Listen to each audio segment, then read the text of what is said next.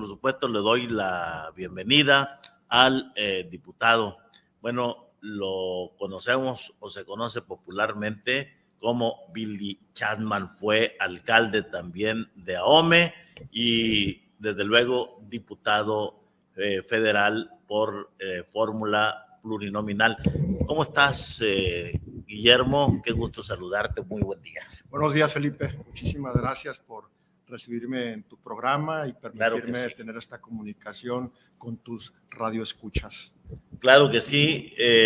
Bueno, eso es muy interesante en una coyuntura que está viviendo el país, sobre todo porque también, pues en estos años recorridos, donde el presidente Andrés Manuel López Obrador ha ofrecido una serie de proyectos en el país, cambios también a la legislación. En el caso de Sinaloa también tenemos un gobierno de Morena y por supuesto quiero nada más abrir el tema de conversación con el asunto de los productores. Tú que fuiste alcalde de Ahome, que eres del norte, bueno, de alguna manera también con orígenes del sur, pero quiero pedirte tu opinión respecto a lo que ha estado pasando con los productores agrícolas. Pues es un tema que tiene su máxima relevancia para el municipio de Ahome. Tú también eres originario del municipio de Ahome, elegido 1 de mayo. 1 de mayo. Allá a un ladito de la cabecera municipal, Los Mochis. Sí, a un lado del 20 de noviembre. Después del 20 de noviembre. Exacto. De norte a sur. Oye, que son tierras también de alcaldes. Que son tierras de muchos alcaldes. De muchos alcaldes. Del 1 de mayo, pues fue Xochitl, el Chino Esteban del 20 de noviembre. Es correcto. Exacto. ¿Y sabes que Billy Chapman de Mazatlán? Sí, así estamos. Billy Chapman de Mazatlán, que residió en Los Mochis, ha residido en Los Mochis, es decir, y tu familia, pues desde principios de siglo, se trasladó al norte, ¿no? ¿Me permites platicarte una pequeña historia? Sí, sí, claro. Y voy a dar respuesta, Sí, claro. Pero es una historia muy interesante, tiene un peso sentimental y emotivo muy fuerte para mí.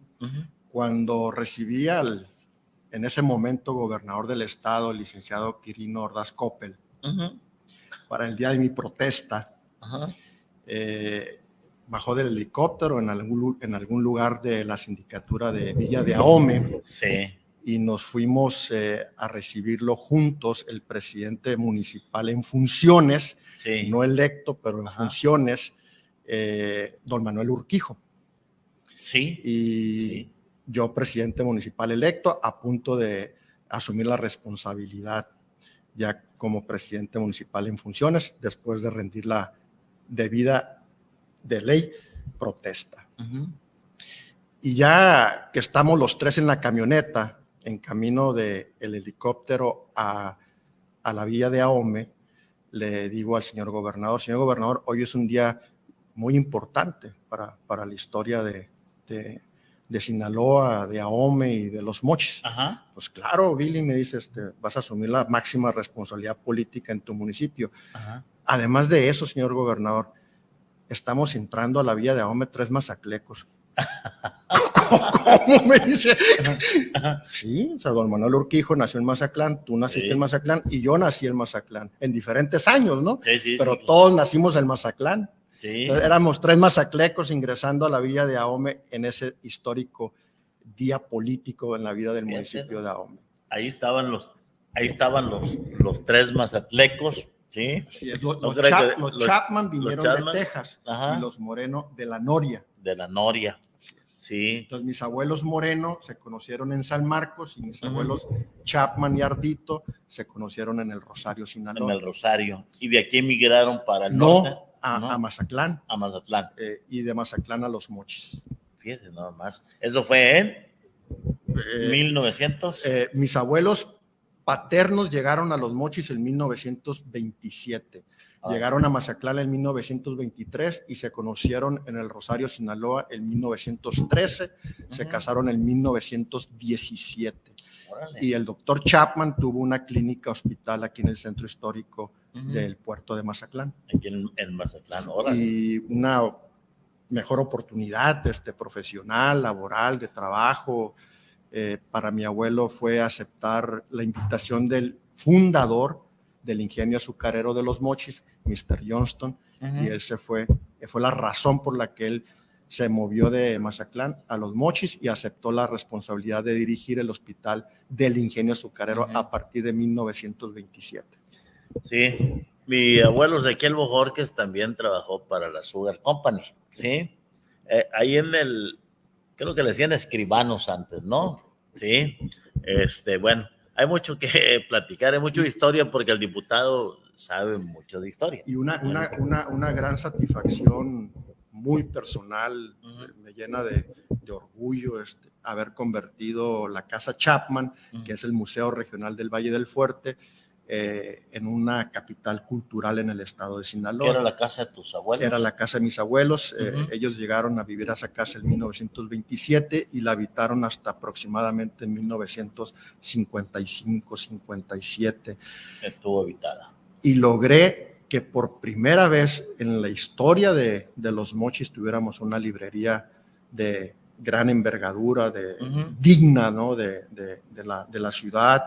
Convencí a la familia Trillas de que abriera en ese lugar, en ese espacio, una plaza del libro Trillas. Sí, de editorial Trillas. De editorial Trillas. No, excelente. No digo Trillas porque en la parte de las ediciones, Trillas ha tenido mucho que ver con la educación. Claro, los textos de estudio. Todos los textos, exactamente, es editorial Trillas. Y la parte también histórica, ¿no? Y no dudo de que sea tal vez la casa editorial más grande de Latinoamérica, y es mexicana. Es mexicana, sí, claro. No es española. No. Ni italiana. Sí. Es mexicana. Sí. Desde hace 5 generaciones. Hace 5 generaciones, ¿verdad? Sí. Abrimos este punto de venta de libro en año pandemia, Felipe. ¿Te imaginas el tamaño de 19, la satisfacción que 19, pueda tener? 20. Aproximadamente. Sí. Creo que fue en el 20. En el 20, ¿no? Sí, sí, recuerdo. Hay mucho que platicar, sobre todo de la parte histórica, que es muy interesante. El caso de Los Mochis, el caso de las fundaciones. Es que yo dije fundación de Mazatlán. Sí, hay decreto, 14 de mayo de 1500, bueno, tiene 492 años la ciudad. 1592. 1592, exacto. Entonces, pero es algo que vamos a dejar a un lado, porque quiero aprovechar al diputado. Primero, el asunto nada más de los productores. Sabemos que ya levantaron la protesta, sabemos que están dialogando con el gobierno federal, buscando acuerdos con Segalmex, buscando acuerdos ya más específicos con el gobierno del estado, pero ya empezó el empadronamiento con las reglas de operación. Nada más la opinión, porque me interesa otra opinión del diputado Billy Chapman, tiene que ver precisamente con algo que se está viendo con los municipios para generar sus propios recursos. Eso es muy interesante, pero entramos a la primera. A diferencia de ustedes, en el municipio de Mazatlán, Felipe, pues las principales fuentes de ingresos son el turismo y el mar. Nosotros vivimos prácticamente de la producción agrícola, es la principal generadora de riqueza del municipio. En el municipio de Ahome, que están comprendidas 4,750, sí, creo que son 4,500 kilómetros cuadrados. Tenemos alrededor de 70,000 hectáreas de riego. Y en el distrito que ya incluye al Valle del Carrizo, que está del otro lado de los cerros de Barobampo, ya pues pudiéramos hablar de tal vez 100,000 hectáreas de riego. Entonces, la producción agrícola del municipio de Ahome es de las más importantes de la República Mexicana. Muchos de nuestros productos se exportan a Japón, a los Estados Unidos de América, y algunos, no son pocos, a Europa. Entonces dependemos en gran medida de los precios internacionales.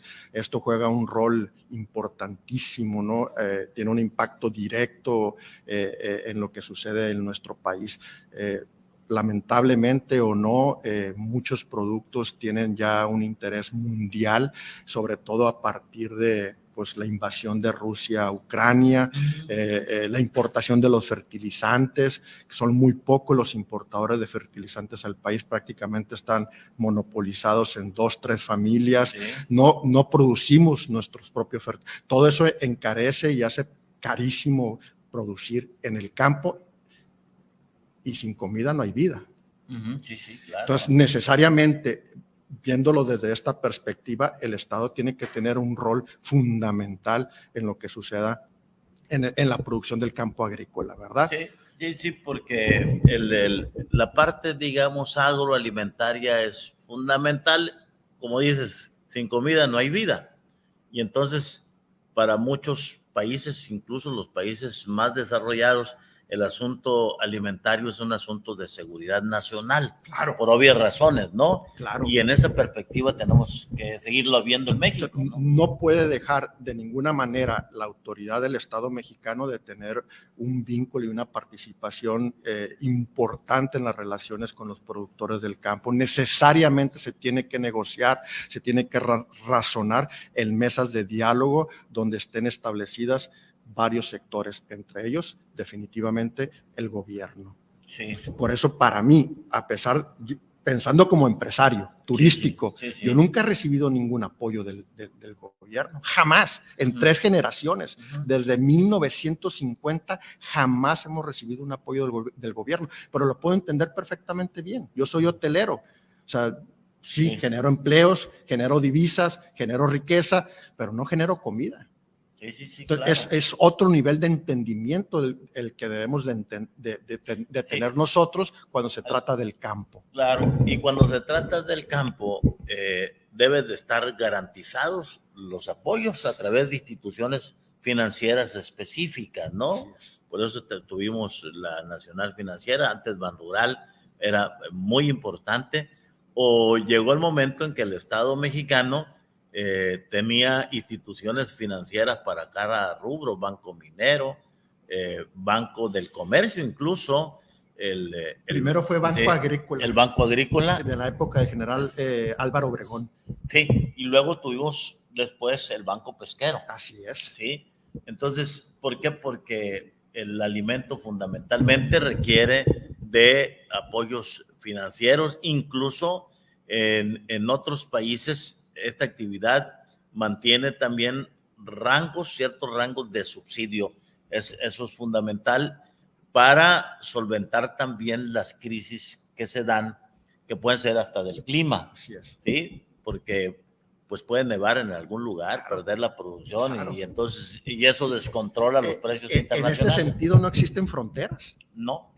Es internacional todo. Así es, ¿sí? Es correcto. Y no olvidemos que hay 2 tipos de maíces, que es el amarillo y el blanco. El blanco es el de consumo humano y el amarillo es el de consumo animal. Entonces, las políticas públicas que establecen los gobiernos tienen que ser muy cuidadosas, y yo siempre he insistido en algo, consensadas con los sectores involucrados. Sí, y aquí lo que yo veo es, diputado, es que también esta parte que yo creo que se debe de controlar para proteger nuestra producción, porque no es cualquier producción. Por ejemplo, el maíz blanco es uno de los granos de mayor calidad en el mundo que se producen en Sinaloa, y tenemos que cuidar mucho su calidad y sobre todo comercializarlo al justo precio, porque también hay industriales que importan maíz transgénico o maíz amarillo, y al último dicen, bueno, pues es que no me importa mucho tu maíz blanco, ¿no? Sí, y por ahí empiezan las presiones,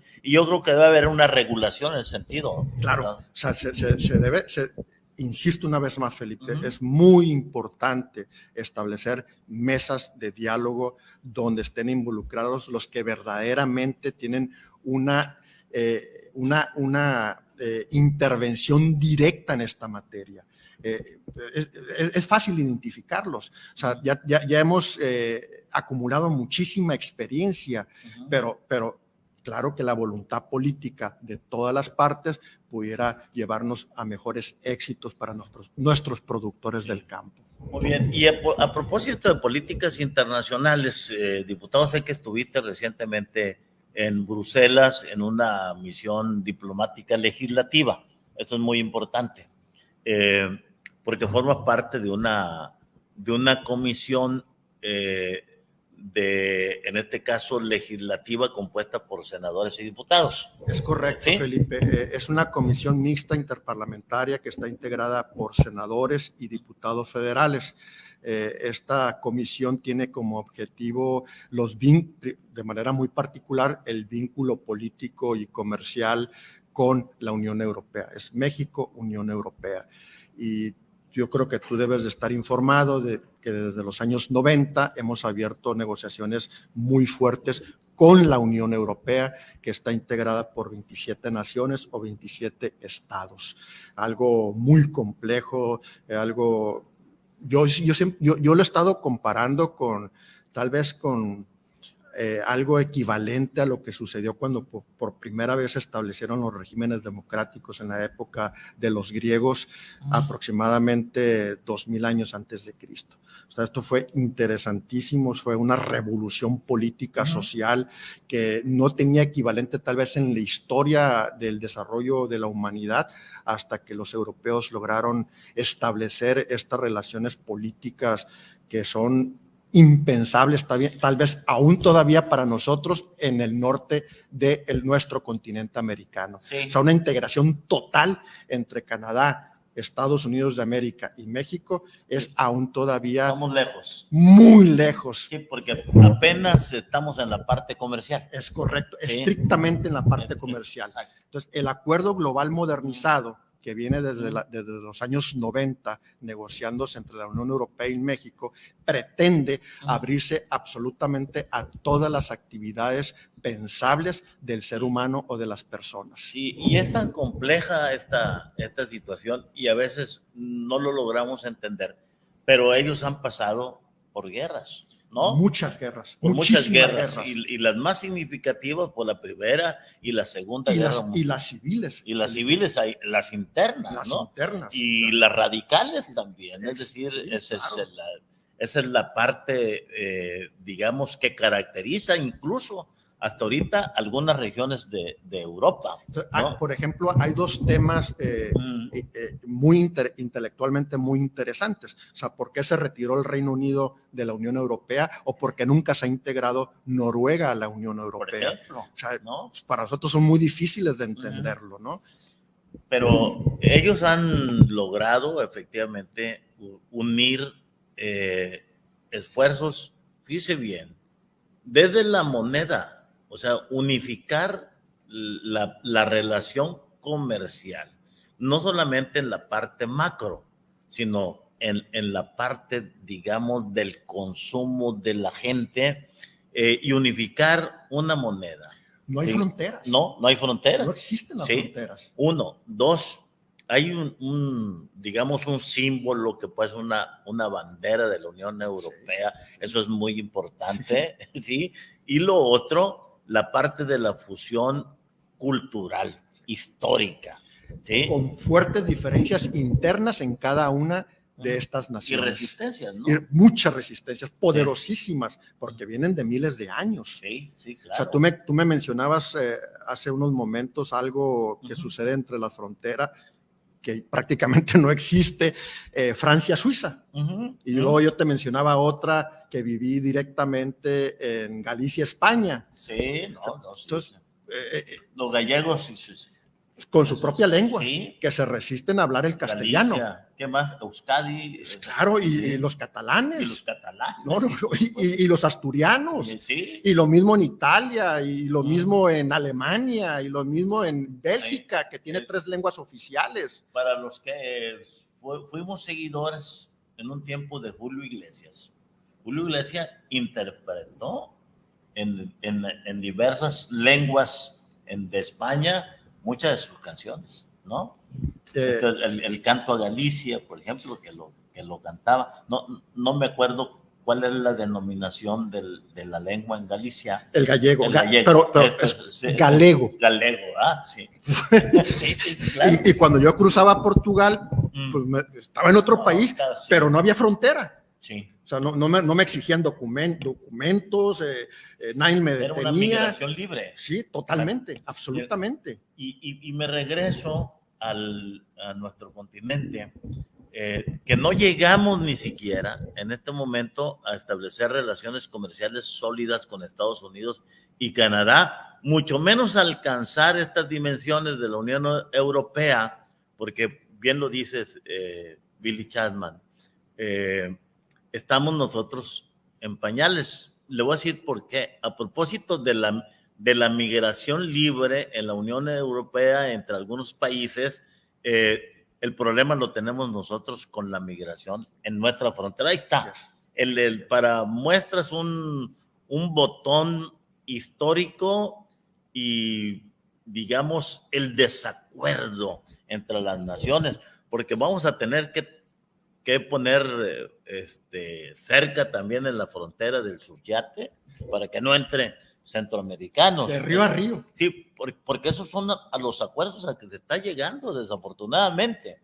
O sea, en vez de abrir nuestras fronteras en América y en la parte de Norteamérica, no, las estamos cerrando. Ha sido todo lo contrario. En este sentido, el Acuerdo Global Modernizado pretende, es un acuerdo muy ambicioso y es único en el mundo, Felipe. No hay otro parecido, no hay otro igual.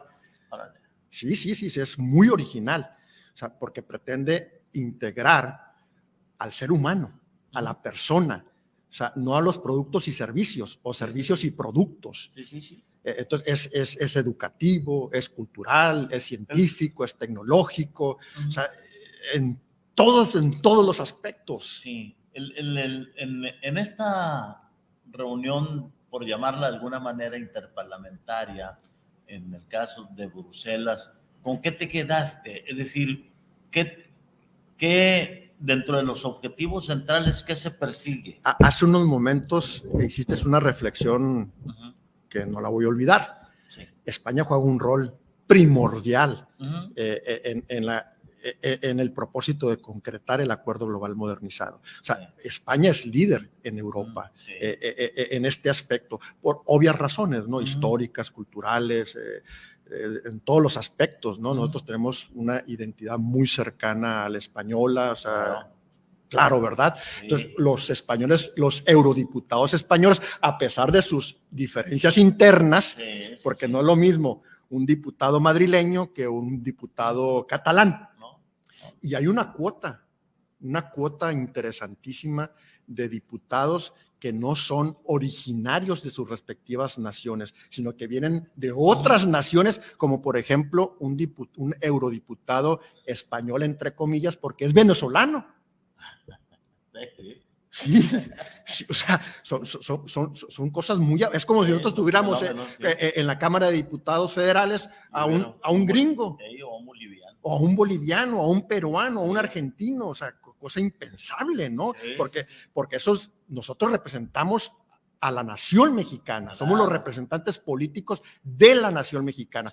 El titular del Poder Ejecutivo Federal es el representante del Estado y del gobierno, es la cabeza del gobierno federal y es el representante del Estado, pero nosotros somos los representantes del pueblo mexicano. Entonces, tener a un boliviano, a un venezolano o a un argentino representando a nuestra nación mexicana no entra en esta ecuación política, no entra tampoco en nuestras legislaciones ni en nuestra definición de constitucionalidad, ¿no? Entonces tenemos muchos poderosísimos aliados en Europa para lograr concretar este gran acuerdo global modernizado que esperemos, Felipe, se vaya a firmar entre el 17 y el 19 de julio en algún lugar de Europa. Órale, vamos a estar muy al pendiente. Entonces se van a abrir un mundo de oportunidades económicas, empresariales, de inversiones, Sí. que van a enriquecer a la nación mexicana.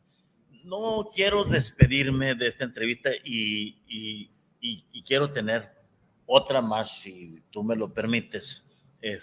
Luego nos ponemos de acuerdo, sin preguntarte este tema específico que se está visionando, se está trabajando, cómo hacer que los municipios produzcan sus propios ingresos. Sí. Eso es muy fundamental. ¿De qué se trata? Hasta el día de hoy, los aproximadamente 2.500 municipios que integran a la República Mexicana y absolutamente todas las entidades federativas, incluyendo a la Ciudad de México, dependen hasta en un 75% de los recursos o las participaciones federales.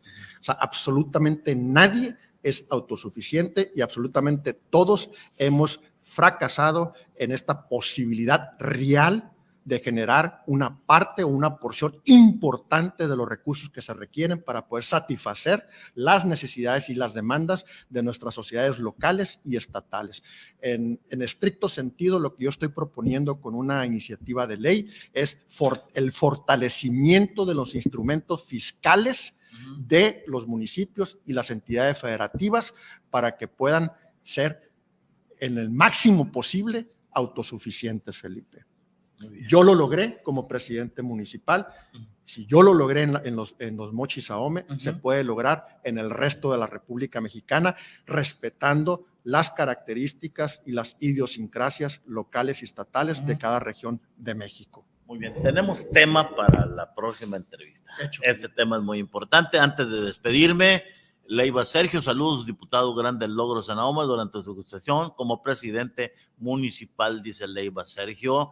Hilda Guadalupe Rodrigo Ochoa, saludos, licenciado Billy, mi admiración y respeto por su gran labor, siempre apoyando a los sectores más vulnerables. Alfredo Molina, saludos, maestro Felipe Herrero, siempre lo seguimos en sus transmisiones. Muchísimas gracias y muchísimas gracias por estar aquí. Somos doble paisanos, ¿va? Somos raros, Felipe. Somos raros. O sea, yo no sé en el buen sentido del término. En el buen sentido del término. No sé si despedirme como mochitense o como mazacleco. Como sea, como sinaloense. Como sinaloense, ¿sí? Gracias, Felipe. Muchísimas gracias. Gracias a ti, diputado. Te agradezco mucho, como siempre, tu atención.